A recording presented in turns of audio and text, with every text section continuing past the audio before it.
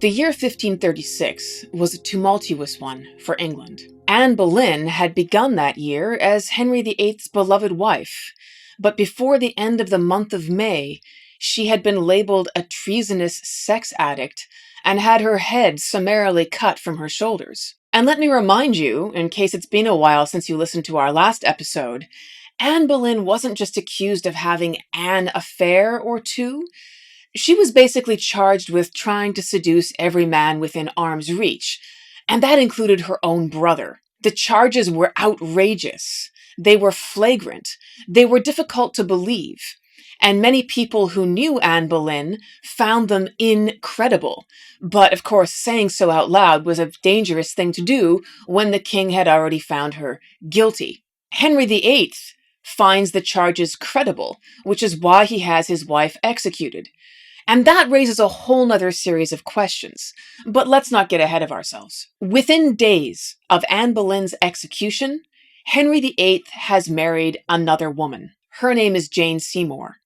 And within a year of her being married to the king, she finally produces the son that Henry has turned England upside down to obtain. Henry's quest for a son has been single-minded and relentless for the entire duration of our series, and you can look back over the previous 3 episodes to get a sense of just how focused he's been on this particular objective. And why?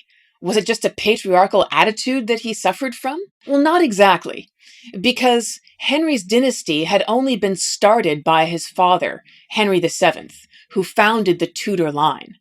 And before that time, England had been awash in decades of ruinous civil war, as different noble houses warred against each other to determine who should rule. So the period of political stability has been relatively recent, and Henry VIII sees it as his mission to ensure the continuation of the Tudor line and political peace in England.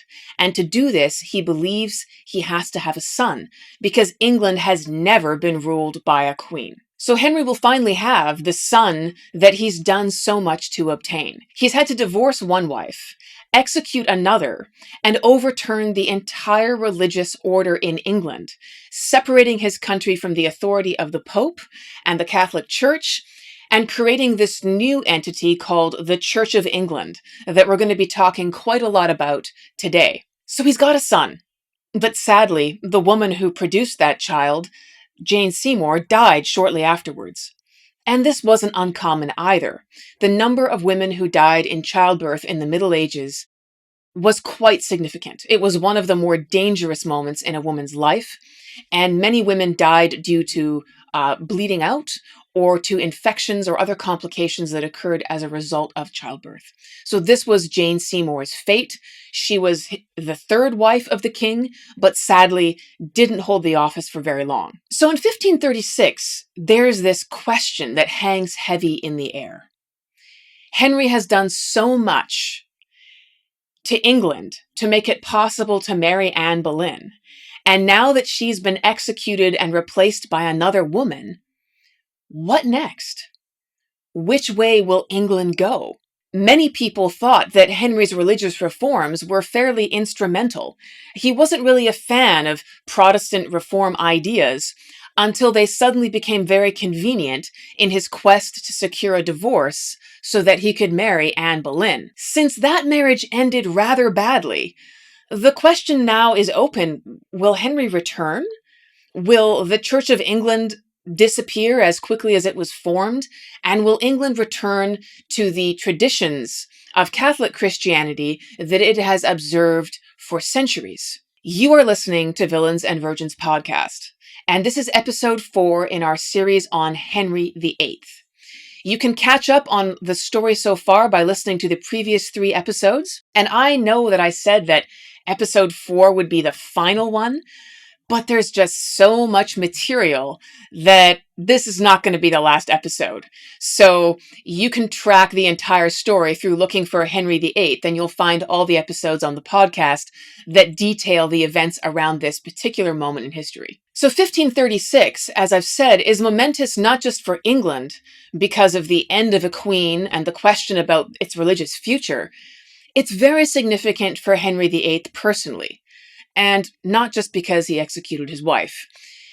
At the very beginning of this year, in January, Henry has an accident that's going to change his life. As you may recall, Henry was a consummate sportsman. He loved riding and hunting and archery and dancing. He was the sort of man who could not sit still for very long. He found it difficult to stay in one place and focus on paperwork and conversations with his ministers. He always wanted to be in motion, and he had the body to match. Many commentators reported on the king's athletic build, which, on a frame that was over 6 feet and well taller than the average male height for the period, made him quite an impressive figure physically. But Henry's favorite pastime of all was jousting.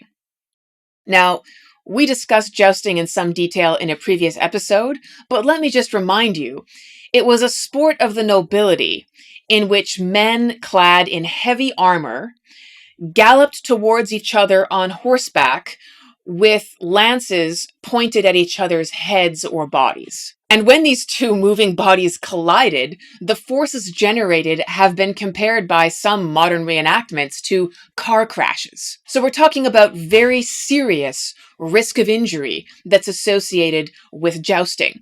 Being knocked off your horse was incredibly common. The question was what injuries you might sustain as a result. But jousting was the peak of glory for nobles at the time. It was a demonstration of warlike capability, machismo, bravado, and Henry VIII wasn't going to be left behind when those qualities were being shown off. So he was very fond of riding in the lists, as they were called, and of competing in these jousting tournaments against other knights. On this particular day, it was January 24th, 1536, and Henry was competing in a jousting tournament at Greenwich Palace. He was wearing full armor, and so was his horse. And when he rode out to meet his opponent, he was knocked off his horse, and then the fully armored horse fell on top of him. The king was completely unconscious for 2 hours. His advisors, his servants were horrified. Was the king about to die? Would he ever wake up? And if he did, what condition would he be in? Henry recovered. He woke up. But he would wear the effects of this accident in his body and in his brain for the rest of his life. The fact that there was a concussion is undeniable, but many historians point to the possibility of a long-term brain injury as a result of this accident because observers noted that the king's personality changed markedly as a result of this. He became much more suspicious, much more paranoid, much more gloomy and prone to depression. In fact, this accident in January at the beginning of 1536 may well have played a very important role in the fate of Anne Boleyn. Because in January, she was still the king's beloved wife. And even more importantly, she was pregnant. The desire to conceive a son with Anne Boleyn had been Henry's preoccupation for more than 7 years at this point. And they'd already had a daughter. Anne was now pregnant again, and when the news of the king's accident reached her, and rumors that the king was about to die, the shock and the horror that she experienced must have been enormous. In fact, she miscarried a male child 5 days later. And when Henry VIII, who's now awake, hears about this miscarriage, he responds in what sounds like a very cruel and cold way. But it's perhaps best explained by this depressive, pessimistic mindset that he falls prey to from this point onwards. Henry says to Anne, well, this miscarriage is clearly a sign that God will never allow us to have a son together. Now, you could write that off as the bitter disappointment of a man who's just seen yet another dead male child carried away, and there'd been a few of those in Henry's life. But if he truly believed that, then it would have made it far easier, perhaps, for him to credit the allegations against Anne Boleyn. Even if he wasn't entirely sure that she was guilty of all of those things, If he believed that she was never going to produce a male child anyway, then perhaps the sooner he got rid of her, the better. So this accident and the effect that it had on Henry's mental health may have influenced his willingness to execute his second wife. This jousting accident put an end to Henry's days as a sportsman forever. Now, he'd already had a number of other injuries that were more minor. He had varicose veins in his legs, and one of those varicose vein spots had broken open into an ulcer a few years previously, and a doctor had operated on it and cleaned it up.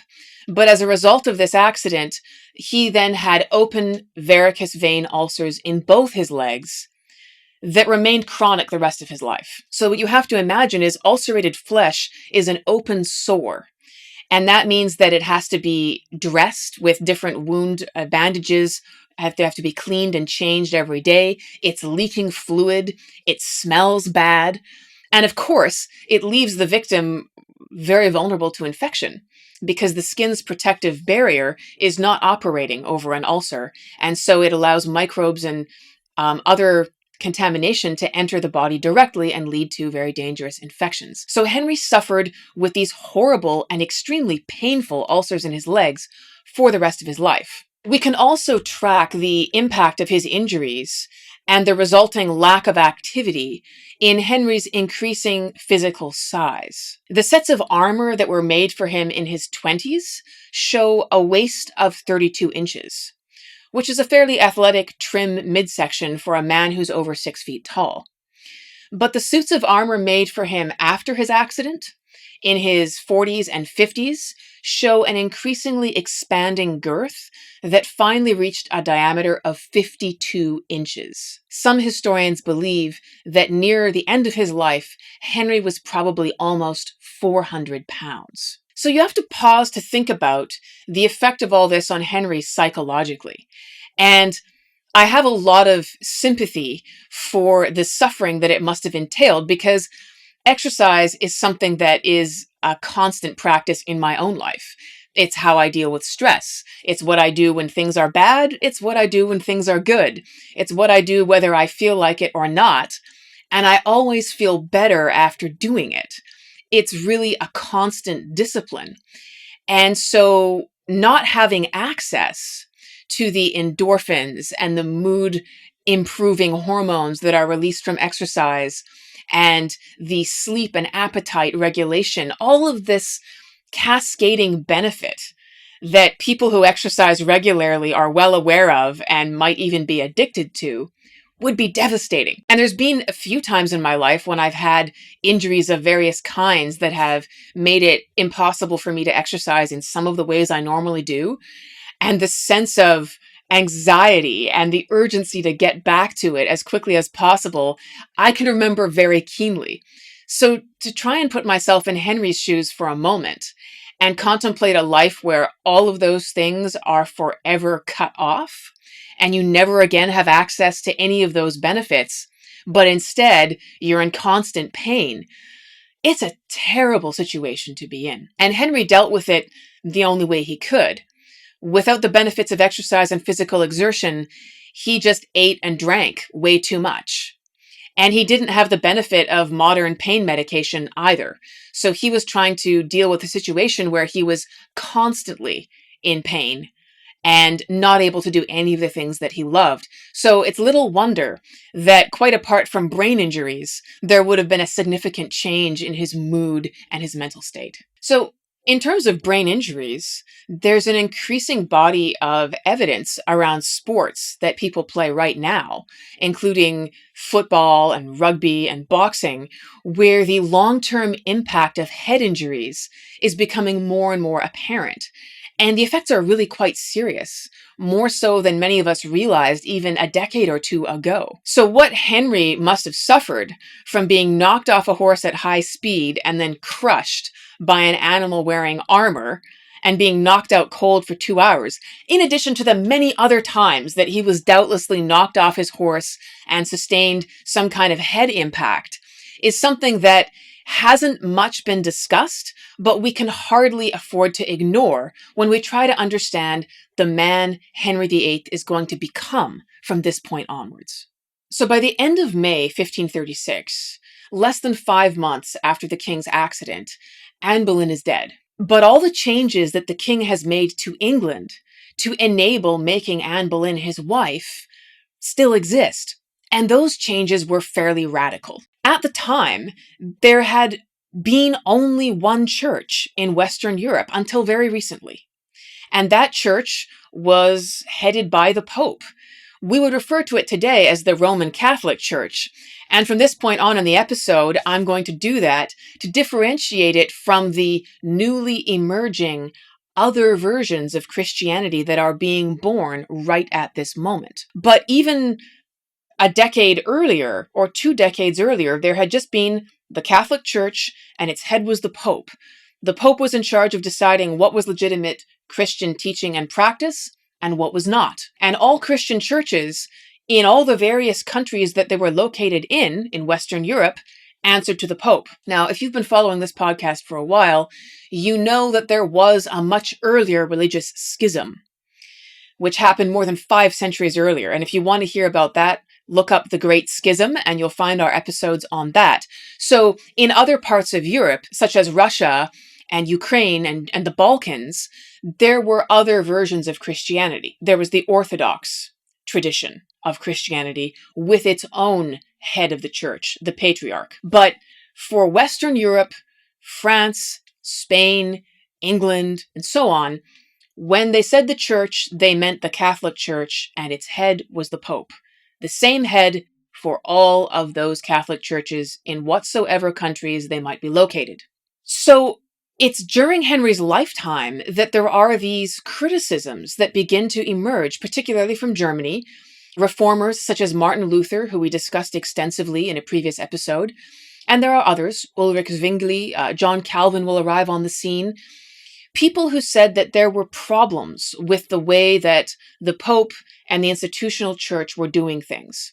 Traditions that no longer made sense, aspects of corruption, the church taking on roles for itself that it really shouldn't have, and so on. Henry VIII, in the younger part of his life, had had no time for these ideas, and he'd been a stalwart defender of the Catholic Christian tradition. But when he met Anne Boleyn and decided that he needed to get a divorce from his existing queen, Catherine of Aragon, these Protestant ideas eventually began to look quite useful.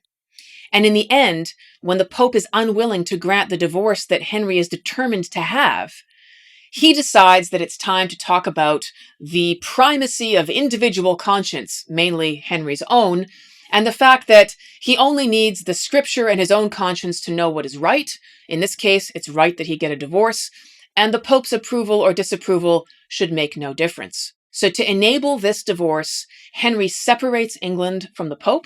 He says, we no longer have any time for the Pope's authority. From now on, I, the king, am the head of the Church of England, and I decide what's legitimate and what isn't. In the king's newly created Church of England, the highest religious official, under the king himself, was the Archbishop of Canterbury. So Canterbury is a very famous town in England. It has an enormous cathedral. It has a monastery, which we'll hear more about later in this episode.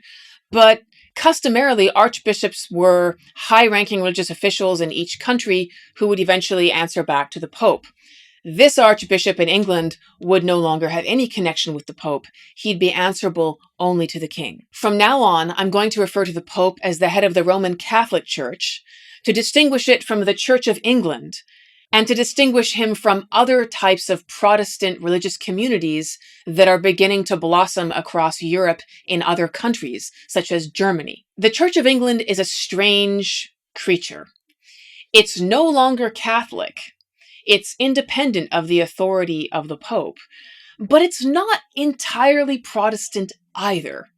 It's taken on some Protestant ideas that the king in particular seems to think are interesting or useful, but it hasn't taken on wholesale all of the ideas of the Protestant Reformation, at least not just yet. So at this point, in the year 1536, things are about to get more drastic in terms of changes to religious practice in England. Henry's right-hand man, Thomas Cromwell, is put in charge of doing a survey of all the monasteries and houses of religion in England. Now, this itself is kind of a radical act, because monasteries or nunneries, places where monks and nuns would live their entire lives, might be located in individual countries, but they weren't answerable to the political authorities of those countries. At this point in history, there was a sharp division between religious authority and political authority, and they were both very powerful, but they were kind of separate tracks. So a monastery in England was answerable to the church, by which we mean the Roman Catholic Church and the Pope and other church officials. It wasn't directly answerable to the King of England. So when Henry decides to survey these properties, they have hitherto been properties of the Roman Catholic Church. But since Henry is no longer interested in being connected to that church, he's surveying them because they belong to him and he intends to tax them. Cromwell and his inspectors are surveying the wealth and property of these religious houses, but they're also checking for adherence to religious rules. You see, every monastery or nunnery was subject to the rules of their particular religious order. And there were a number of these. You could be a Franciscan or a Dominican. The Jesuits are another religious order that doesn't exist yet, but they'll come into existence in the next century. And there were others, but each religious order had its own way of dressing, and it had its own particular rules under which members of that order would have to live. So if you were going to sign on to be a Dominican monk, you'd be working on a slightly different schedule than a Franciscan, and the clothes you would wear would distinguish you as a Dominican and not a Franciscan, for example. But many of these monastic orders had a number of things in common. And one of those was the vow of chastity, which means no sex with anybody, including yourself. Masturbation is wrong. So you had to take a vow of no sexual activity of any kind. And then there was the vow of poverty. So this was the idea that you were going to sign on to live a life that was very minimalist. You would not have enough money to accumulate pleasant objects or luxuries. You were going to live very simply, often in a simple cell on the barest of bedding. You were not going to be able to buy, an expensive or a fancy coat. You wouldn't have money for jewelry. You wouldn't be buying, fine wines and cheese and anything like that. All the little things that people take pleasure in, you were going to abstain from. And what you would be doing with your time would be dedicating 24 hours a day to spiritual activities and the service of God. So the life of a monk or a nun would be punctuated by regular calls to prayer and to chanting of psalms and religious songs. This prayer was done in an intercessory way. So the monks and nuns believed that by praying for others, they could bring grace or virtue that would apply to other people. So you could even pay for prayers to be said for your dead uncle by the monks of a certain monastery, and they would do that. And so this idea of people committed to their religious life only makes sense in a society where there's very much focus on the life after this one, the idea of eternity, eternal virtue, and eternal damnation. So many people live their lives trying to accrue virtue and avoid damnation. But of course, you would make mistakes, you would fall short of what you were supposed to be doing as an everyday man or woman, and then you would hope that the prayers offered on your behalf by others would help balance out your virtue and vice scale, and hopefully diminish the amount of eternal punishment that you might have to endure for your misdeeds. So why are Cromwell and his team of administrators checking on the religious adherence of these monastic houses? Well, the answer is that criticism of monasteries and nunneries had become quite widespread in Protestant reform circles in the last few years. So Martin Luther, often thought to be the leader or the spark for the Protestant Reformation in Germany, has spent quite a lot of ink criticizing what goes on in monasteries. He himself is an ex-monk and has left monastic life and married a woman, thereby breaking the vow of chastity, obviously. And the woman that he married was herself an ex-nun. So Martin Luther is busy telling people, this monastic life is without value.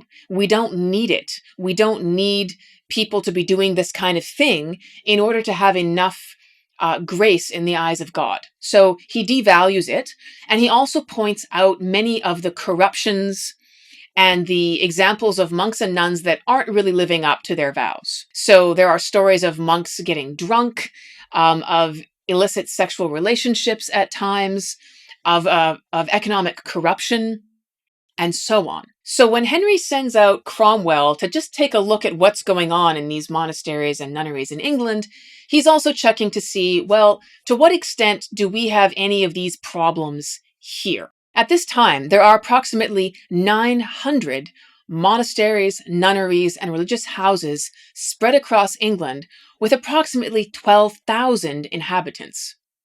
Now, just to put this in perspective, geographically, the state of Alabama is about as large in terms of square miles as England.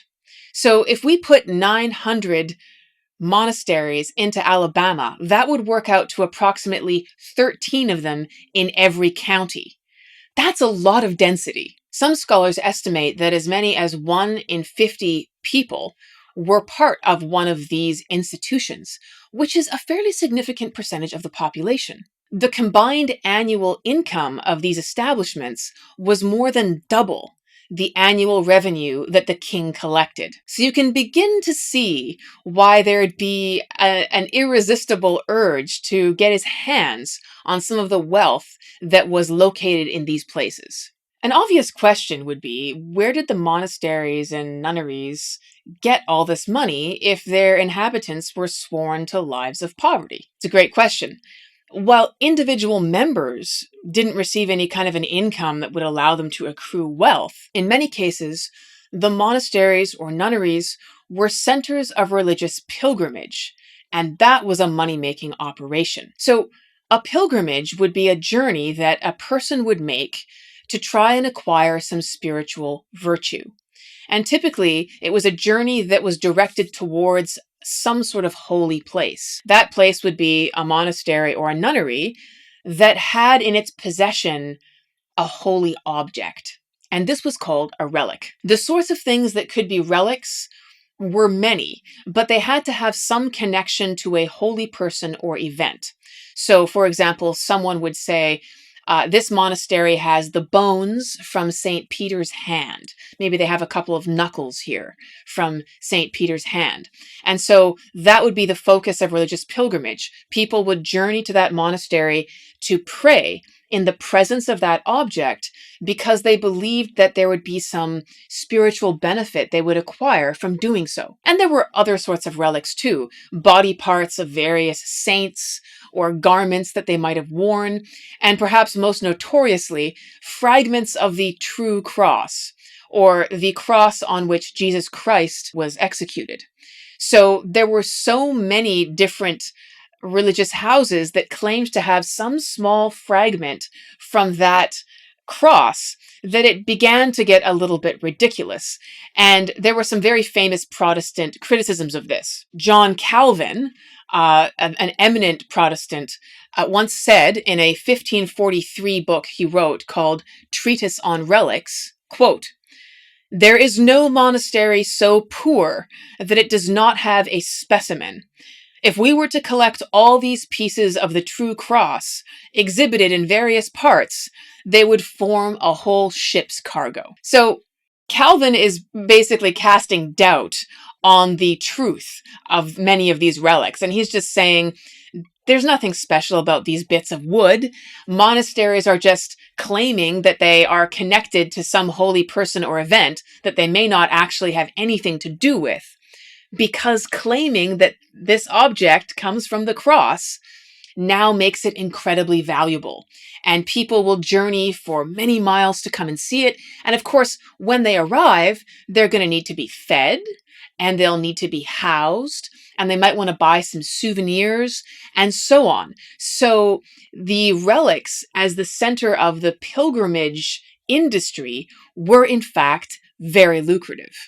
It seems that Henry VIII had taken this Protestant criticism on board and was particularly keen to remove the idea of relics and pilgrimages from England. He actually agreed with some of the Protestants that it was superstitious and hard to believe. So this is going to be one of the issues that he raises when he does this survey of monasteries in England and decides what to do with them. Now, initially, after the survey, the king only ordered the closure of very small religious houses. So the same as a monastery, but with far fewer members. These religious houses were often places where there were maybe 12 members or less.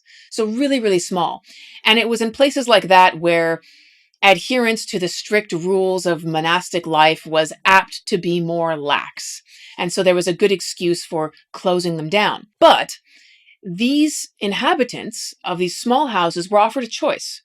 You can leave monastic life, and here's a small pension to send you on your way, or you can join one of the larger religious houses for which no criticism of lax practice had been found. So when historians talk about this shift in the king's attitude toward monasteries, which is happening between 1536 and 1541, many of them just say, well, it was all about the economics. The king just wanted to get in there, seize the monasteries, take the wealth for himself, and destroy them because it was financially useful. But if the king's objective from the very beginning had just been to loot the monasteries and shut them down, why would he have given people the option of joining another monastery? It does seem that at least at the beginning, the king hadn't fixed on a plan of shutting down monasteries altogether, and he might have had some vision of taxation and reform. However, over the course of this 5-year period,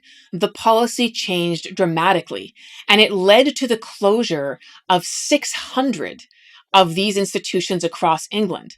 600 out of 900 is 2/3 of these institutions being shut down. And what the king does is he takes that land and he sells it to the nobility. So the king becomes rich from the sale of the land, and the nobles become rich by acquiring land they didn't have before. Even England's famous abbey at Canterbury, where the Archbishop of Canterbury was located, was shut down. So the cathedral itself remained, the archbishop remained, but the constant chanting of monks and nuns to mark the hours, as they had done for centuries, was no more. So what changed? Why did the king eventually shut so many of these houses? Well, it seems there was a political angle. And this angle became more and more of a sore point as the years went on. You see, initially, when Henry had wanted to divorce Catherine of Aragon, his first wife, to marry Anne Boleyn, his second wife, the Pope had said no. And because monasteries and nunneries answered to the Pope, there were some leaders of monasteries who would preach sermons in public, agreeing with the Pope and criticizing what the king wanted to do. And this did not sit well with Henry. So he already began to look at these institutions as potential fifth columns, places where the loyalty of the inhabitants might not be entirely to the king, and they might be places where criticism and treasonous whisperings could be located. And this only got worse when Henry finally did break with the Pope. He married Anne Boleyn, and then he came up with this piece of legislation called the Act of Supremacy, which required everyone in England to affirm that Anne Boleyn was the king's legitimate wife, that the king was the head of the church and not the Pope. Unsurprisingly, some members of monasteries who had spent their entire lives in service to the Pope weren't really ready to do this. And the penalty for not doing this was death. It was declared treason in England to not take an oath affirming the Act of Supremacy. So there were some outstanding monks who refused to take this oath and were executed as a result of it. Now, of course, the majority of people in monasteries and nunneries preferred to stay alive and were willing to pay whatever lip service they needed to the king to continue breathing oxygen. But those few who stood out as opponents of this very publicly tended to come from monasteries. And this just increased the king's perception that these were hotbeds of trouble. So Henry VIII already has this suspicious view about monasteries. But in 1536, it's about to get a whole lot worse, because the king has just closed a number of the smaller religious houses, as we mentioned, and rumors begin to fly that what is he going to do next? Is he going to close the small parish churches? Is he going to take away some of the relics? There was this fear in many communities in England of what the king might do and what other hallowed traditional practices might be about to be taken away from them. So in northern England, especially in areas like Lincolnshire and Yorkshire, there's an insurrection that comes about as a direct result of these rumors. And it's called the Pilgrimage of Grace. So you've already got that word pilgrimage in there. The concern that people had to protect their traditional religious practices was what was driving this. And they were protesting against what the king had done and what they feared he might be about to do. The number of people involved in the Pilgrimage of Grace has been estimated as nearly 40,000, which is quite a significant number of people. It was led by a number of abbots, who are the heads of monasteries, and it was supported by a huge number of common people, because while the king and some of his nobles and administrators had absorbed some of these trendy Protestant criticisms of the church, for the everyday common Englishman, the one who was busy building roads and tending his farm and laying bricks, they just wanted religion to be as it had always been.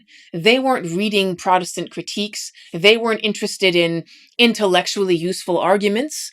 They were interested in the stability of institutions that had sustained them and their communities for as long as they could remember. And monasteries and nunneries didn't just say prayers for the benefit of other people's souls. They were also communal hubs.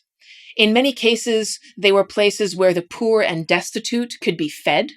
So they were centers of charity.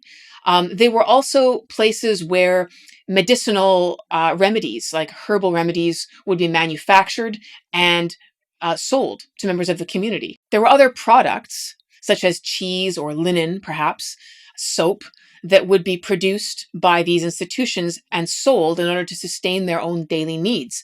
So these places weren't, on high hills separated from and looking down on everyone else.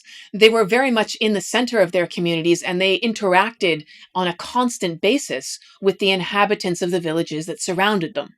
So in the Pilgrimage of Grace, there's this terrible concern that these communal centers are going to be closed and their functions will fall by the wayside. And so one of the leaders of the Pilgrimage of Grace states their objections as follows, and I quote, "The abbeys in the north gave great alms, or charity, to poor men and laudably served God. By the dissolution, the divine service of God is much diminished, a great number of masses unsaid, and the blessed consecration of the sacrament not now used and showed in those places, to the distress of the faith and spiritual comfort to men's souls, the temple of God roughed and pulled down, the ornaments and relics of the church of God unreverently used, tombs and sepulchres of honorable and noble men pulled down and sold, none hospitality in those places kept, and the profits of these abbeys yearly goeth out of the country to the king's highness. And divers and many of the said abbeys were in the mountains and desert places, where the people be of rude conditions, and not well taught the law of God. And when the abbeys stood, the said people not only had worldly refreshing in their bodies, but spiritual refuge, both by ghostly living of them and by spiritual information and preaching." So what this man is saying is that these institutions are absolutely vital to the communities that they serve. And the words that he uses here emphasize the spiritual value of these places. That he's saying that they're places of shelter and comfort that serve the physical needs of the poor, but also their spiritual needs. And he implies that in many cases, there aren't really churches or regular parish priests that are serving these communities. And yet they know that they need the law of God to escape eternal damnation. And so these abbeys or monasteries or nunneries are places that are filling a gap that would otherwise be unserved. And so he's expressing this anxiety that members of these poor and isolated communities feel, that some policy dreamed up by the king in London is going to make their communities desolate, spiritually, and in some ways physically too. So during the Pilgrimage of Grace, the rebels actually restored some of the monasteries that the king had closed. And the inhabitants of those monasteries, the abbot who was in charge of it, and the monks who lived there, went back into those buildings and recommenced doing the things that they had done before. The protesters also burned some of the record books that the king's administrators had compiled of the wealth and details of these institutions in the north of England. Henry saw this insurrection as a direct challenge to his authority. And while he allows one of his nobles to go out there and make terms with the rebels to get them to go away and not to mass in these alarming numbers together, once they have agreed to go away on the promise that their concerns will be heard and considered at a later date, Henry then orders that 200 of the people he deems to be leaders be executed. So he sends his men out to hang in public places for the example of others any leaders of monasteries or monks who had gone back into houses that the king had ordered closed, and anyone else that he could identify as being a leader of one of these houses who might have sympathized or supplied food or shelter to members of this protest was also liable to be executed. And the king specifically orders that they be hung from very high beams of churches or monasteries outside so that their bodies can be visible to many passers-by as an example of what happens to those who defy his authority. To put this in perspective, to try and understand what it would have been like for someone living in northern England at the time, imagine that you're a member of a union. Maybe you're a teacher or you're a nurse. And you go on strike because the boss has come up with a new policy that you think is damaging to the members of your union, and it's going to have unacceptable effects. So you have a protest and you go on strike for a few days. And the boss says, okay, don't worry, we've heard your concerns. We're going to talk with you more about this. It's all right, just go home and go back to work. And so you do. And then a few weeks later, you find that some of your friends whose faces were photographed on the front line holding the strike banner are now hanging from the beam outside of your place of work. They've been executed and hung up as a warning to everyone else. What effect do you think that would have on workplace morale? And how likely would you be to join the next proposed strike? Exactly.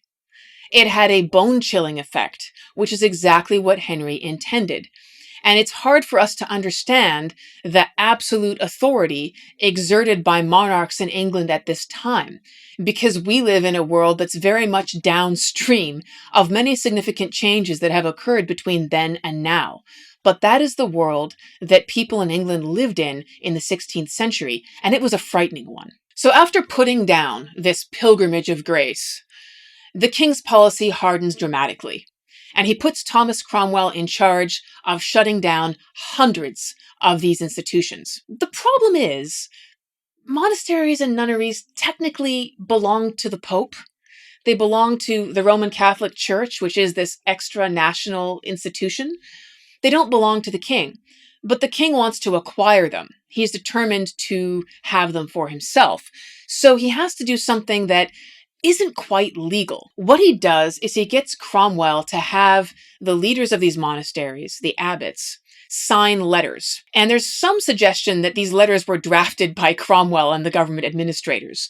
But typically one of the letters they'd have to sign would be a kind of a mea culpa. It's our fault for engaging in these superstitious practices, the worshiping of relics and pilgrimages. We should not be doing any of these things, and we commend ourselves to the king's forgiveness for engaging in these, Roman Catholic superstitious ideas. And then they would have to sign a letter voluntarily offering the monastery to the king. Again, it wasn't the property of the abbot to hand over. But the king had made them an offer they couldn't really refuse. You can sign this paper and we'll give you a nice little, pension so you can go away and live comfortably somewhere. Or you can refuse to sign this paper and find yourself hanging from the beam of a local building. And that's exactly what happened to abbots who refused to sign. The stubborn abbots of cities like Glastonbury, Reading, and Colchester found themselves hanging at the end of a noose. So after a few more examples of that kind, many leaders of monasteries decided they would prefer to continue living. They signed the papers, and in short order, the king acquired vast properties that had formerly belonged to the Roman Catholic Church. What he does with them, as I've already said, is he sells off the property to nobles. So he enriches himself and he enriches his nobility, which of course increased their loyalty to him. This dissolution of monasteries, as historians have labeled it, was one of the first major changes in solidifying Henry VIII's break, separating the Church of England from the Roman Catholic Church forever. It ensured that it hadn't just been a minor political label that he'd used for a short-term purpose. It was a permanent change that he intended to execute. And it was the sort of change that filtered down to the level of everyday religious practice. It had an impact on the average Englishman, not just the nobles at court. But it wasn't the only one. The next major shift that was going to happen in England was the translation of the Bible into English. Now, you might be astonished by that. What were they reading before? Well, the answer was they weren't reading it at all, because the Bible wasn't translated into English, and the Pope was unwilling to have it translated into everyday languages. There had been an Englishman who had tried about 100 years earlier to translate the Bible into English. He was from Oxford, and his name was John Wycliffe. John Wycliffe, back in 1381, tries to translate the Bible into English, and as a result, the Pope bans his writings and kicks him out of the church. It's very, very serious. So why did Wycliffe want to do this anyway? Well, going to a church service in England up until this point was very much kind of a magical, mystical experience. And I say that because most people had no idea what was being said. You would go into a church and the priest would be up there and he would be reading and reciting the ceremony of the Mass, which is what the church service is called in Catholic churches. And they were all Catholic up to this point. He'd be reading and reciting the Mass in Latin. And Latin was a language that only the few and the fortunate who'd had an education could understand. The average Englishman and Englishwoman who went into their local parish church on Sunday hadn't the faintest idea what these words meant. So it was this sort of strange, ancient, mysterious incantation that the priest would be uttering as he was swinging a censer full of incense and going through a series of motions physically. So it wasn't at all an accessible experience in the way that many people will think of Protestant churches today, where there's a book written in your language and there's language coming from the minister, which is also in your language. Here, there was no book for you to handle and the language was entirely inscrutable. So it was a very different world. And it was something that some reformers, beginning with Wycliffe, thought needed to change. And they said, what good is it to people to be in these services when they don't understand anything about the meaning of what's happening in front of them? They don't know the words. So the first step in changing that would be to give them a Bible in words that they could understand. But as I said, Wycliffe tried in 1381, and he got no thanks for his effort. His writings were destroyed. Now, Wycliffe, back in 1381, anticipated the Protestant Reformation that's now unfolding in the 1500s by more than a century. And he had a lot of other things to say about church teaching at the time, including the idea that some of its practices were corrupt, that there shouldn't be these vows of celibacy that priests and monks and nuns had to observe, and so on and so forth. There were many people who followed his teachings in England. They were called Lollards, and we've referred to them in previous episodes. But While Wycliffe himself managed to escape execution for uttering these dangerous criticisms, many of the people who agreed with him and followed his ideas did not. And in England, there was a very definite effort to shut down Lollards who followed Wycliffe, and many of them were executed by burning at the stake for the crime of heresy, which was having ideas about religion that deviated from the official version. So now in the time of Henry VIII, we have this next guy, William Tyndale, who grows up in a part of England where there's a Lollard tradition. So he's already been exposed to the ideas of John Wycliffe, and he's absorbed the idea that it would be good to have a version of the Bible in English. We don't have one in circulation because they destroyed what Wycliffe did. So Tyndale makes it his life's mission to create one. He studies at Oxford, and he learns Latin and Greek, and later on he learns Hebrew as well, so that he can read the original languages and then translate from them into English. In 1523, so about 13 years before the Pilgrimage of Grace and all these events that we've been talking about today, Tyndale approaches the Bishop of London to get approval to translate the Bible into English. And he's turned down. He's told, no way, this is not allowed. You can't do it. You'll get no support. Don't. It's against what the Pope has instructed us on this matter. And back in 1523, remember, England is a Catholic country. Henry hasn't done this dramatic Church of England separation thing. In fact, Henry's very much in defense of the Pope and Catholic Christianity in 1523. So Tyndale's not going to get any support, and he decides that the only way he can complete this project is to leave England for a safer country. And the country he chooses, unsurprisingly, is Germany, which has sheltered Martin Luther, whom the Pope is keen to try and execute for being a heretic. And so Tyndale figures that if Luther can get away with writing criticisms that the Pope disapproves of from Germany, then perhaps he can carry out his project there as well. Of course, the place where Luther and Tyndale is living wasn't called Germany at the time, but it was the territory that we now know as Germany, which at the time was a bunch of smaller duchies and principalities ruled by various nobles, some of whom were more sympathetic to reformers and some of whom were less so.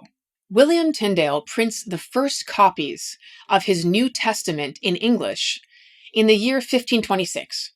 And he does so from the German city of Worms, and he does it with the help of this new technology, the printing press. It's only been around for 70 years, developed by Johannes Gutenberg, and it allows this mass production of printed texts.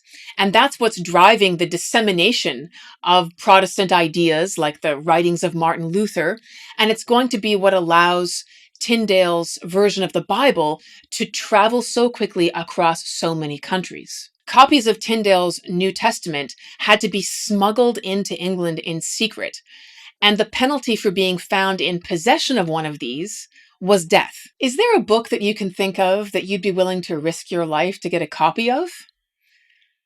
You might have to scratch your head for a while to come up with that, but it bears thinking about because it helps us to understand just how important religion was to people in the 16th century and the incredible risks they were willing to run personally to get their hands on something that they thought was religiously significant. Now, William Tyndale continues working on his Bible translation in Germany. He's got the New Testament out, but he now needs to tackle the Old Testament, which requires him to work really hard on his Hebrew and Aramaic, not just Latin and Greek. So it takes him several more years of study and work before he can produce an Old Testament. He also revises his New Testament, he corrects some things, and he publishes another version of that in 1534. So that's 2 years before Henry VIII's jousting accident and the Anne Boleyn drama that we've spent so much time talking about. And England in 1534 is already a very different country than it was in 1523. It now has a Church of England, it's separate from the Pope, and so attitudes towards an English translation are beginning to thaw a little bit. Unfortunately for Tyndale, the very next year, in 1535, someone betrayed his whereabouts to government authorities in the city of Antwerp in Belgium, and he's arrested. Tyndale is a wanted man by Roman Catholic Church authorities because here he is creating copies of the Bible in vernacular languages in direct opposition to the policy of the Pope. So Tyndale finds himself in prison for many months before he stands trial and is condemned to execution. On October 6th, 1536, William Tyndale is executed by being strangled before being tied to a stake and burned. And the strangulation was a mercy, I have to point out, because in many cases at this time, people who were being condemned for heresy or wrong religious ideas were often just tied to a stake and had piles of brush assembled around them and were lit while they were completely alive and conscious. So for Tyndale to receive the mercy of strangulation first was significant. There were many others who were condemned for similar charges who were not so fortunate. But record has it that Tyndale's last words before he died were, "O Lord, open the eyes of the King of England." So even to his last breath, he's focused on this mission he has of getting an English language translation openly circulated in the country of his birth. And it was the following year, in 1537, that Henry VIII officially permits an English language version of the Bible to be circulated in England. And the version that is then printed and handed around openly is one that contains a lot of Tyndale's work. It wasn't entirely complete at the time of his death, but the translation was continued by a close friend of his, and so he had a very large role to play in the English language version of the Bible that was finally published in England. What historians have come to call the English Reformation was now well underway. As I've already said, the Church of England was this strange hybrid. It wasn't officially Catholic, but it wasn't entirely Protestant. And yet Henry's move to close the monasteries and get rid of pilgrimages and relics, and now the circulation of an English language Bible, were definitely steps toward Protestant reform types of thinking. This idea that every individual should have direct access to the Bible and should be able to read it and understand its meaning for themselves without having it filtered through someone else's interpretation was an extremely Protestant idea. So we can see this shift happening in real time in England during these years. But in many other ways, a lot of things have stayed the same. The Book of Common Prayer is still the one that they've been using for many years. That's going to change soon, but it hasn't yet. And the priests in English churches are still wearing the same traditional robes and vestments that they always have. Many of the aspects of this ceremony remain the same. And the English themselves are also divided. There are some people who have really absorbed the ideas of Protestant Reformation and who are inspired by these things and have a totally different idea of how Christian faith needs to be practiced and understood. So many of these are what I would call converts of conviction. They really do personally absorb these ideas and they're willing to pay a high price for them, as we will see later on. But there are a lot of other English people that are just trying to get by. They value the traditions and the pilgrimages and the saints' days that they've grown up with. They're not willing to put their necks out and get themselves into trouble for going against the king's latest edict, but they're not following along because they really think they need religious change. They're going along because they'd prefer to live their lives without getting into trouble. So it would be inaccurate to assume that everyone in England is riding the wave of this new Protestant thinking. Some aspects of English society certainly are, but many others would prefer things to stay changed as little as possible. In neighboring Scotland, Protestant ideas take on a much more common appeal. And there are many in Scotland who go into their churches and say, we need to get rid of stained glass. We need to get rid of these ceremonies. We need a really basic, stripped down version of Christian practice that doesn't involve saints. It doesn't involve Mary. We don't want shrines. We don't want statues. We don't want pictures. And so they strip away a lot of the ornamentation and a lot of the beauty in terms of art, statues, and stained glass that had been a feature of churches up to that time. And those ideas will eventually come into England as well. And there's going to be an enormous struggle in that country between English people who like the old and English people who are gripped by the conviction of this new Protestant way of being Christian. Meanwhile, in the midst of all of these tumultuous religious changes and currents of reform, Henry VIII is once again a man without a wife. He's had 3. The first one was divorced, the second one was executed by beheading, and the third one died in childbirth. But Henry's marriage adventures are not yet done, not by a long shot. At this point, Henry's political changes in England that have put it on the Protestant side of the scale have gotten him into trouble. It looks like France, a firmly Catholic country, and one that England has often been at war with, including quite recently, it looks like France is about to attack England after making an alliance with the Holy Roman Empire, which, as its name would suggest, is Roman Catholic as well. So Henry and his advisors are very concerned that England is about to be hit by this joint invasion. And so they need to make an alliance. They need to strengthen England politically against this military threat. The king and his advisors decide that it would be best to secure an alliance with what we now call Western Germany, which was then led by a noble called the Duke of Cleves. So he's Protestant, he's willing to make an alliance with Henry, whose country is officially Protestant, and that's going to strengthen their position against this potential attack. So this alliance is going to be created by Henry marrying the Duke's sister, a woman named Anne of Cleves. So there are all these negotiations politically that have to go on before this marriage happens.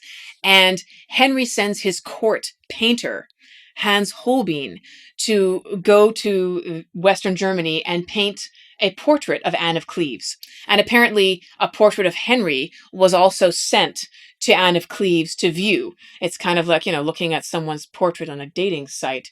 You get this picture of that person that you get to look at before you meet them in advance, and you decide if you'd like to meet them in person or not. The twist, of course, is that in this case, if they decide to meet, they're going to be getting married. So that ups the stakes significantly.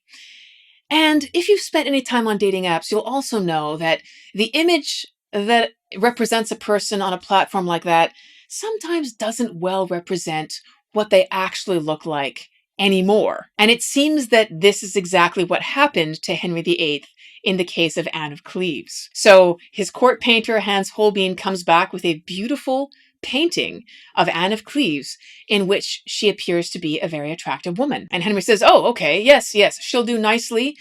Right, I will agree to this political marriage. It sounds like a good idea. So he gives his agreement. The contract is signed, as it were, and Anne of Cleves travels to England to marry Henry VIII. On January the 1st, 1540, 25-year-old Anne of Cleves journeys to England to marry Henry VIII. Henry is then 49, and as you know, it's been 4 years after his accident. He's already put on some weight. He has leg ulcers. What Anne of Cleves thought of Henry when she saw him, and whether he resembled the portrait she had been sent, we'll never know. But we do know that Henry didn't at all like the look of Anne of Cleves. And he withdraws from his first meeting with her and is immediately muttering to his advisors, I like her not. I like her not. So it wasn't love at first sight, safe to say. Nevertheless, the two were married within a week because that alliance with Western Germany seemed politically vital. Unfortunately, Henry couldn't bring himself to consummate the marriage with his new wife. He couldn't quite handle having sex with her. He did try several times, apparently, but he reported that on his wedding night, all he could manage to do was run his hands over her body, which I think was still clad in a nightgown. And that's as far as it went. He complained privately to his advisors that she had unpleasant smells and loose flesh, which, again, is a bit rich when you think about what Henry himself was beginning to look like at this point. The smells from his ulcers and the loose flesh from his increasingly expanding girth would have been significant. But what Anne thought of Henry was irrelevant. Nobody cared. She had no say in the matter, really, at this point. What the king thought of Anne proved to be quite significant. Some months passed, and gradually the threat of an attack from France and the Holy Roman Empire seemed to evaporate. Apparently, they were no longer looking like they were on the brink of doing this, and the danger was over. So at this point, the marriage to Anne was no longer important. Henry didn't need her brother's support, and he didn't like her. He didn't really need her to produce a son either, because he already had one from poor Jane Seymour, who had died to bring that child into the world. So there was no desperate need for him to sire another heir at this particular point. So what would Henry do? Well, get rid of her, of course. This is what we're going to see from now on. Since his accident, we're going to find that Henry is much readier to dispense with women that displease him. He doesn't wait very long. In fact, Anne of Cleves' time as his wife will be the shortest of any of the women who held that dubious position. In July, only months after their wedding, Henry got a council of bishops from his own Church of England to annul his marriage to wife number 4 on the grounds that they had never had sex. So if the contract wasn't sealed with sex, it wasn't a binding contract, and therefore it could just be dissolved. And apparently Anne of Cleves agreed to this.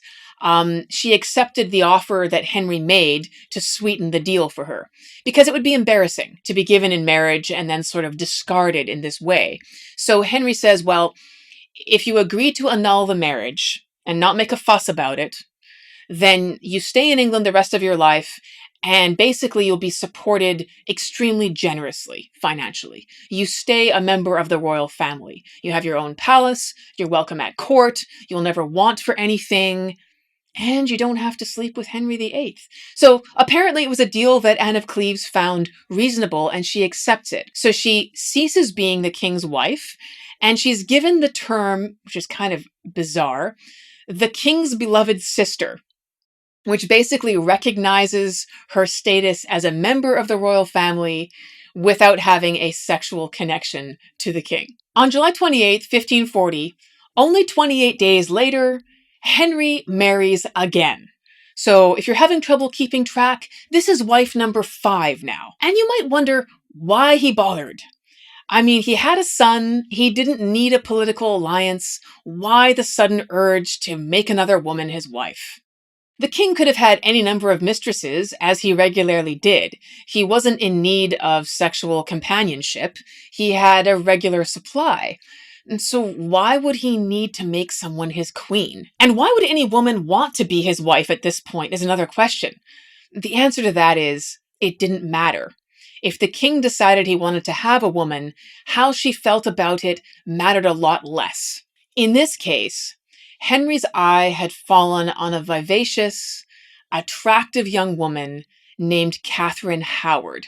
As was the case with many of the king's love affairs, both his mistresses and his future wives, Catherine Howard was at court serving as a lady-in-waiting to his last queen, Anne of Cleves, wife number 4. So while Henry is busy getting rid of Anne of Cleves, he's eyeing up the women who are in her immediate circle, and one of those is going to become wife number 5. Reports indicate that Catherine Howard was young. And when I say young, I mean really young. She may have only been 16 at the time that the king decided she was going to be his next wife. Even more bizarrely, Catherine Howard is actually the cousin of Anne Boleyn. That was wife number 2. So Catherine Howard's father is the brother of Anne Boleyn's mother. So they are first cousins. There must have been something about the women in the Boleyn family that Henry VIII just couldn't get enough of. Because remember, he begins by sleeping with Mary Boleyn, That's Anne Boleyn's older sister. She was his mistress. Then he marries Anne Boleyn and executes her. And now he's found the cousin of Anne Boleyn, and apparently she's devastatingly attractive to Henry as well, and so she's going to become wife number 5. Now, whether Catherine Howard found Henry attractive is hard to say. It seems doubtful. Her family would certainly have instructed her to encourage the king's advances, because if a woman like that married the king, it wasn't just she who benefited, it was her entire family that suddenly became very powerful politically and much wealthier than they had been before. So the news that the king was now casting his attentions in her direction would have been something that a lot of people would have had something to say to her about. One wonders if anyone in the Boleyn or Howard household recalled the fate of Anne Boleyn with resentment. It's possible, but Anne Boleyn's fall from grace would also have been a decrease in political and economic standing for that entire family.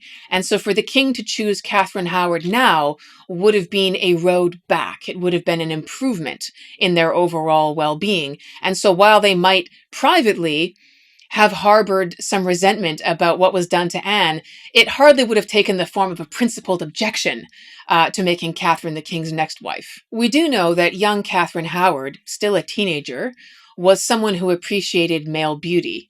And Henry VIII was no longer the striking specimen of athletic prowess that he had once been. He was firmly a middle-aged, overweight, limping sort of man. And Catherine had become enamored of someone else already before the king began to pay attention to her. He was a very handsome young man named Thomas Culpeper.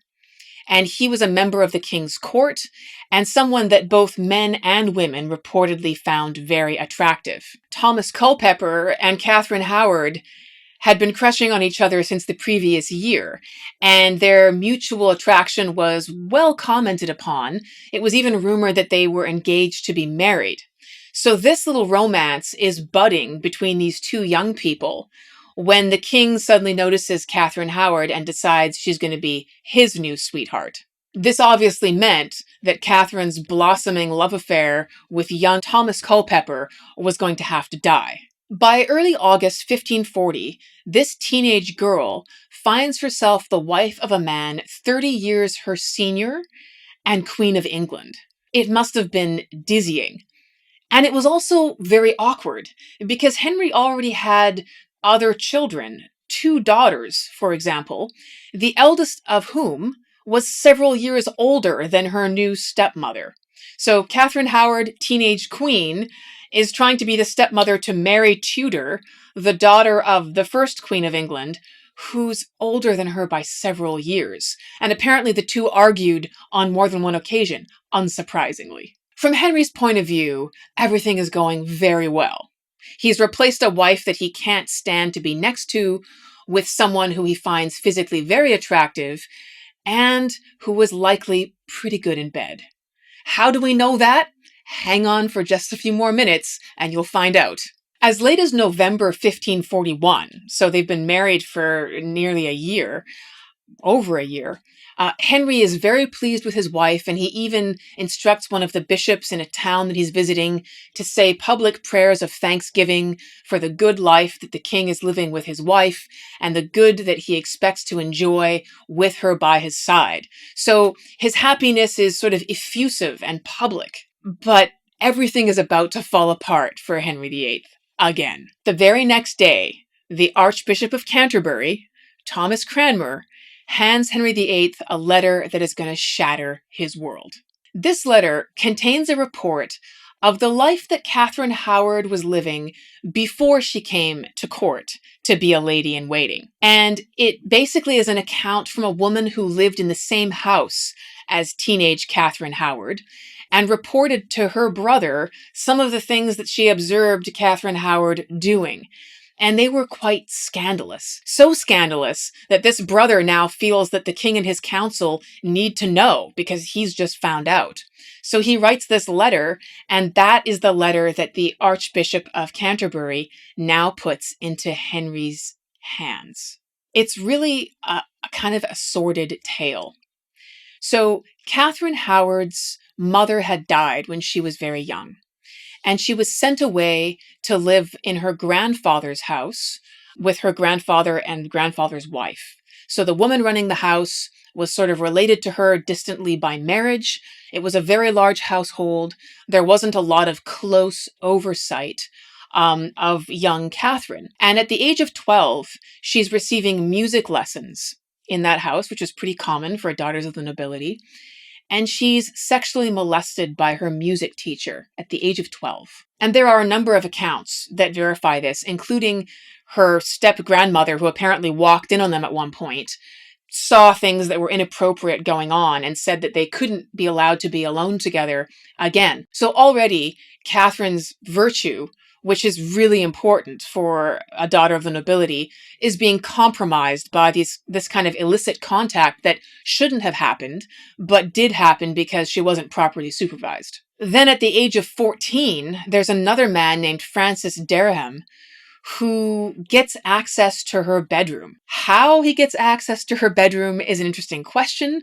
It appears that she was involved in granting him that access and giving him a key. So basically, after lights out in this very large household, apparently there were more than 100 people, family members and servants and so on, who lived in this enormous house.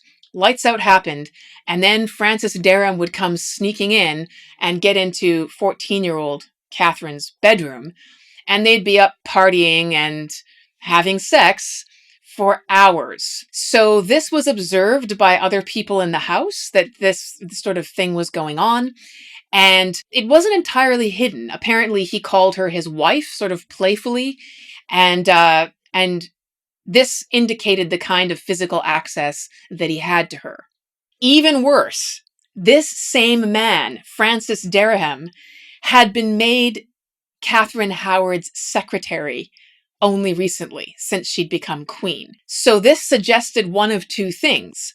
Either that he was still in her favor, and that she gave him this position because she liked him and she wanted to reward him, or that he blackmailed the young queen and basically said, "You better get me this nice job, otherwise I'm going to make some noise about your past." Either way, it was a disturbing picture. Now, Henry VIII was at first very reluctant to believe these tales, and he thought these are just vicious rumors and gossip. There are always competing factions at court, so some other family that hates Catherine Howard's family might be behind these kinds of rumors. So he orders a full investigation. But horrifyingly, many witnesses are found who can corroborate the events that are described in the letter. And the music tutor who'd molested Catherine at age 12 is found and questioned, as well as Francis Dereham, who of course is still in circulation at court, and their accounts match exactly the report given to Henry in the letter. Henry VIII is shocked and sorrowful.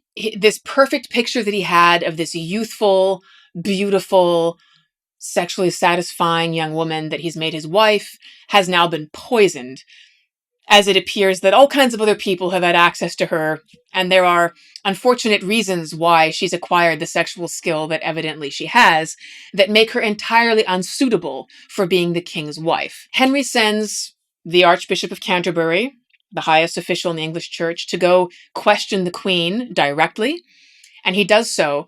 And the account he gives is that Catherine is basically hysterical. She's sobbing and screaming and beside herself, knowing that she's been undone by these rumors, knowing that whatever's going to happen to her from this point, she's lost her position and she doesn't know what's coming next, but it can't be good. At first, she tries to deny the rumors, but realizing that it's futile, she eventually makes a full confession. She writes it out in a letter to the king, and she signs it in the presence of the Archbishop. Now, these revelations were terrible to Henry, but they were about Catherine's past, to be fair.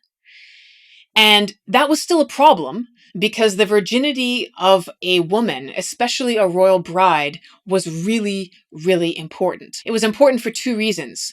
First of all, it guaranteed to the king that she was sexually continent. If she had kept herself from other men sexually up to this point, then it was likely she could be trusted to keep herself away from other men who were not her husband. And that's important because the king wants to be very sure that any children that his wife has are his own and not sired by somebody else. And the second reason, of course, is the idea that other men shouldn't be able to have sexual access to the king's wife. Certainly not in the present, but even in the past. There's this idea that a woman has been sullied and cheapened. If someone else can say, oh, well, I've slept with so-and-so's wife. It was to make the king, in some ways, a cuckold, which was extremely shameful and embarrassing.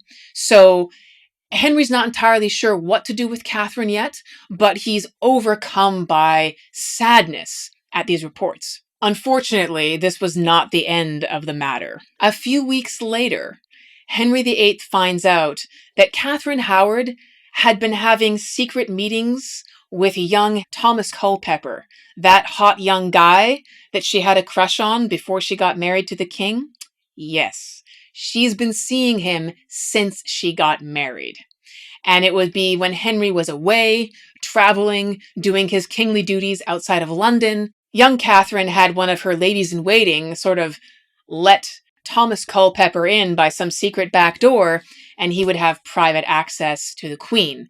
So now this really seals her fate. It shows that the sexual activity she had in the past wasn't just something that pre-existed her relationship with the king, but that she has continued to live in the same fashion and is now entirely unsuitable to continue as his wife. So when the king hears this report, he has Culpeper arrested and interrogated. And under interrogation, which probably included torture, Thomas Culpeper confesses that he and the Queen had illicit intentions toward each other, both, and basically that seals his fate and hers. Investigators also find another letter, and conveniently enough, they find it after they arrest Thomas Culpeper. They go through his things. They find this letter that has apparently been written by the Queen to him when Culpeper was sick some months before. And in the letter, she's asking after his health, and she's asking him to supply a servant to more rapidly carry their letters back and forth from each other. And then she says something quite striking. She says, quote, "When I think again that you shall depart from me again, it makes my heart die to think what fortune I have, that I cannot be always in your company." And she signs it, "Yours as long as life endures, Catherine." So that's pretty damning. It's pretty convincing evidence that she's in love with this man, she's dedicated to him, she's having sex with him, all the while being married to Henry VIII and being the Queen. So this is absolutely scandalous. Some scholars have questioned the validity of this letter. They point out that it was very convenient that investigators just happened to find this perfect piece of evidence in Thomas Culpeper's things. Wouldn't he have been smart enough to burn it? Why would he be keeping something like that? And also some of them point out that the handwriting of this letter doesn't seem to resemble exactly the way that Catherine writes when she signs her letter of confession to Henry VIII, her husband, in the presence of the Archbishop of Canterbury. On the other hand, she was pretty hysterical and beside herself at that point. It's not hard to imagine that her hand would have shaken. But this letter is questionable. What's not questionable are all the other eyewitness accounts of people who saw her time in that house before she came to court. People who weren't interrogated and tortured the way that Thomas Culpeper and Francis Dereham very likely were. And there was an astonishing consistency about those reports that does provide strong evidence that, yes, these were things that were true about Catherine Howard. So unlike Anne Boleyn, whose tragic fall upon similar allegations we discussed in our last episode, Catherine Howard looks a lot more like a young girl who didn't get a lot of guidance and protection and fell into habits which were unacceptable for a noble woman of her time and which are going to lead to absolute disaster. In December of 1541, Thomas Culpeper, the lover of the Queen, and Francis Dereham, the previous lover of the Queen, were condemned to be executed in a horrifying fashion. They were to be hanged, drawn, and quartered. I'm going to warn you that if you don't have a stomach for things that are gruesome, you might just want to pause right here. But This penalty involved being hung on the end of the rope almost to the point of death, but not quite. So some horrible choking at the end of a noose and then being cut down. But it was very important that the victim was still alive, because what happened next was that their genitalia was cut off, and then they were cut open down the middle and disemboweled. So their intestines and stomach were pulled out in front of them. When this was done, and it was very important that it was done in such a way that they were still alive, the victim was then beheaded and the remain of their body cut up into pieces and put on display. So it was a long, drawn out, extremely messy, horrifying way to die. And this is what these two men were condemned to suffer. In 16th century thinking, there was actually a reason behind this sadistic treatment. And the idea was that destroying the body that had been the home of treasonous thoughts, treasonous deeds, and treasonous actions was something that was an example of justice for the instruction of the audience. And there were large audiences for these kinds of executions. So this very deliberate tearing apart, desecration, and mutilation of the body of a person convicted of treason was a gory illustration of justice that was done for the instruction of others. Now, at the last minute, Thomas Culpeper, who's been a popular man at court, gets a slightly reduced sentence. So he's allowed to die by just being beheaded. But Francis Dereham has to suffer the full horror of what I've just described. And only 2 months later, in February, Catherine Howard and the lady-in-waiting who had helped her meet her lover in secret also are executed by beheading. But there's no special French swordsman involved here. Catherine Howard will go to the block with the executioner's axe like a common criminal. So Henry VIII has now had 5 wives, and 2 of them have been executed for adultery. But he's going to marry one more time. Just over a year later, he meets a 30-year-old woman at court. And she's already been married and widowed twice. So she's no virgin. But she's a respectable woman. Her sexual relations have been well within the moral parameters defined for her by society at the time. Her name is Catherine Parr, and she's exceedingly well educated and described by contemporary reports as a scholar. She's well read, she's conversant with the intellectual arguments of the day, and she's very much a Protestant of conviction. Someone who's inspired by the new version of Christianity that's been circulating through the writings of Martin Luther and many of the others. She's also in love with another man at the time. His name is Thomas Seymour.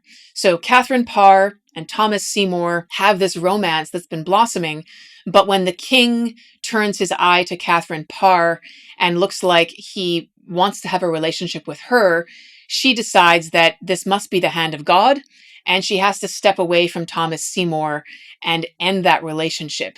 And wisely, unlike her predecessor, Catherine Howard, Catherine Parr truly ends the relationship with her sweetheart at the time. She's not involved with him anymore.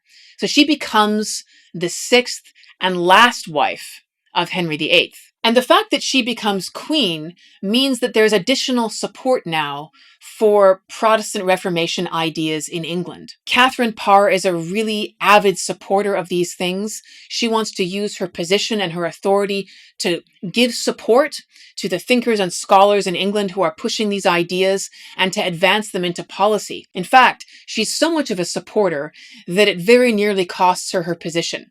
And there are some factions at court at one point that tried to draw up a case to have her arrested. But Catherine very wisely sidesteps this near disaster, and she remains Henry VIII's loyal wife until the end of the king's life. Catherine Parr marries the King of England on July 12, 1543, and she remains his wife and the Queen until Henry dies in 1547. Catherine Parr's story has a happy ending.